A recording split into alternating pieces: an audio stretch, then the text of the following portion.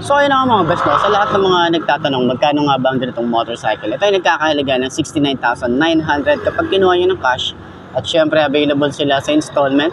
Papakita ko na lang din dyan sa screen nyo kung magkano nga ba ang kanilang months, or ayan, nakalagay naman dyan sa screen nyo para at least meron kayong idea magkano nga ba ang ganitong motorcycle kapag cash and installment. So meron din yung rebate kung merong available na nakalagay dyan. Okay, so para naman doon sa mga nakagamit na ng ganitong motorcycle, baka pwede nyo i-share dyan sa comment section ano nga ba yung mga naging experience nyo sa motorcycle na to, para at least doon sa mga gustong bumili ng ganitong bagong motorcycle na to, meron na silang idea para doon talaga sa mga legit na owner na to. So ayun, sa tingin nyo sulit nga bang presyo niya ngayong 2025? Comment nyo naman yan. Ayos yan, diba? So ayun ako mga best, no, sa lahat ng mga nagtatanong magkano nga ba ang ganitong motorcycle, ito ay nagkakahalaga ng 70,000 kapag kinuha nyo ng cash. At syempre available din po yan sa installment. So ilalagay ko na lang din dyan sa screen nyo kung ano nga ba yung terms nila at yung rebate nila. So sa tingin nyo sulit nga ba ang presyo niya ngayong 2025? Comment nyo naman yan sa baba. At para naman doon sa lahat ng mga nakagamit na ng ganitong motorcycle, at dahil 1 year na rin naman ang nakalipas, ano ba yung mga masasabi nyo sa motorcycle na to? Lalo na yung mga talagang legit owner ng motorcycle na to. So, comment nyo yan. Ayos na ayos yan, diba?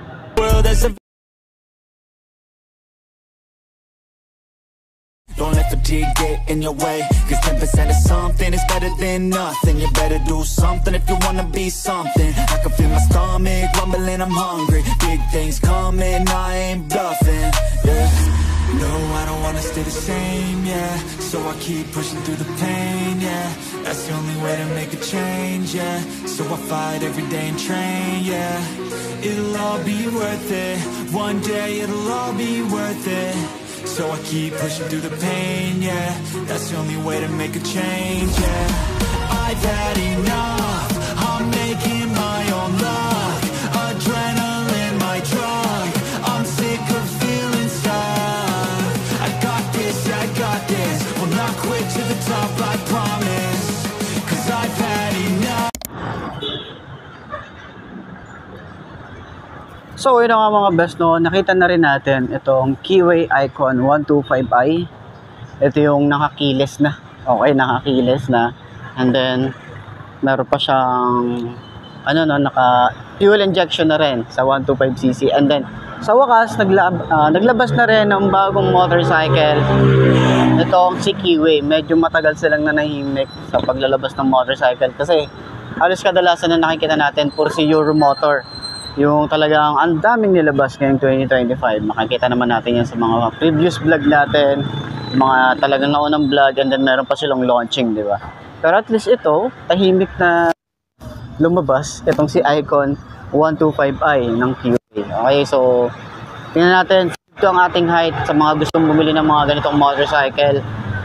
May reference na kayo. Okay, at marami na rin nagtatanong at marami na rin naghahanap na itong motorcycle na to. Ngayon available sila rito sa may Mitsubishi Plaridel branch. Okay, so tingnan natin. Okay, kapag naka side stand, okay naman siya yung pagkaka side stand niya. Pero ang napansin ko rito, medyo maliit yung ating ulo, o yung parang alam mo yung tension. Kung maganda, mas ano pa siya, mas malapad pa sana siya. Pero yun nga, 5'2" ang ating height, and then malawak din yung ating ano rito, gulay board. Yun yung kagandahan din dito, ang lawak ng gulay board natin. Tapos pansin natin dito, hindi ganun kalambot yung ating upuan, medyo matigas, no? Pag pinisil naman natin siya, medyo matigas pa rin talaga. Yun lang yung magiging comment natin dito. Pero siguro katagalan, kapag nasanay ka naman, masasanay ka rin din siguro yung puwet mo rito. Ayan, yung ating upuan. Yun lang naman yung napansin natin. Pero yung itsura natin kapag nagra-rides, ganyan. Yung OBR natin, malawak din yung ating OBR. So mga pang ano siguro to, no? Mga kasing laki siya, kung nagtatanong kayo, kasing laki siya ng EZ125. Okay, ng Euromotor. Pero parang mas bulky siyang tingnan sa harap. Mukha siyang click tingnan doon sa harap. Pero yun na nga, ganyan yung itsura natin. Tingkayad, pero hindi hirap tayo, no? Manageable naman. Kaya naman natin i-manage to, i-maneuver. So yung turning radius niya malawak din naman. Okay, yung shock niya sa harap maganda rin. Ayan. Okay din, malambot. Sa likod. Yan, kaya nahumusga. Medyo matigas. Yan, yung itsura natin dito.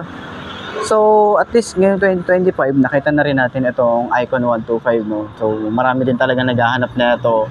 Eh, maganda talaga. Maganda yung itsura niya sa personal. Nalalakihan ako sa kanya. Para siyang kamukha din ng yung sa Honda. Nakalimutan ko yung pangalan, pero ganun siya ka-bulky. Yung parang, or sabihin na natin, yung katulad ng Jet 4 RX. Okay, ganun yung datingan niya. Ganun din siya kalaki.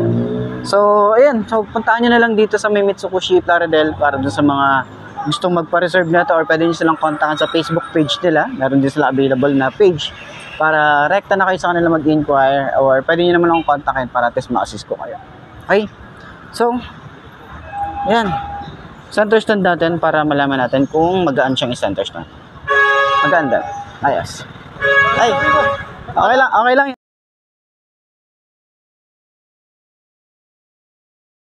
Lately, give me a sign. Will everything be alright? I need a sign, cause I don't wanna waste my time. I wish I knew if all of my dreams would come true. I wanna be free, I gotta find a way to believe.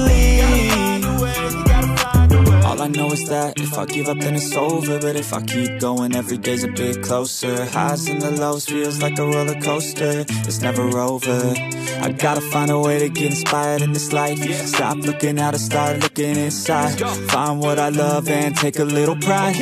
Anything is better than complaining about life. So, yun na nga ngayong 2025.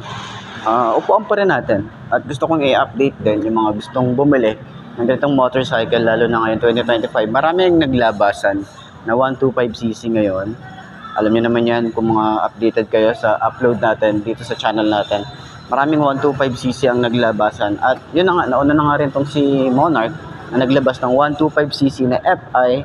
And then medyo kakaiba rin talaga yung kanilang mga motorcycle na nilalabas. So, side stand muna natin.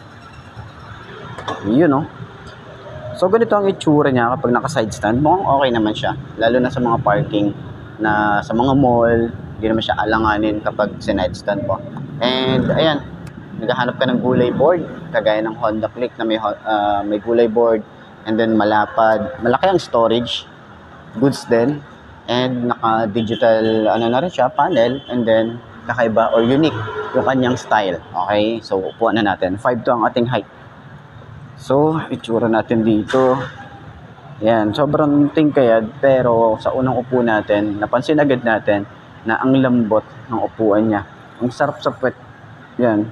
Yung gulay board, malapad din, maluwag. Marami kang mailalagay dito dahil may utility hook tayo dito. And yung ating style, or pag naka-rides tayo or nasa rides tayo, ganyan itsura natin. So, maluwag din yung ating legroom dito. Depende sa upo nyo. Kung gusto nyo pang umusad, mas luwag pa siya. Ayan. So, turning radius, sobrang lawak. Ayan. Sa shock niya sa harap, ganda rin yung shock.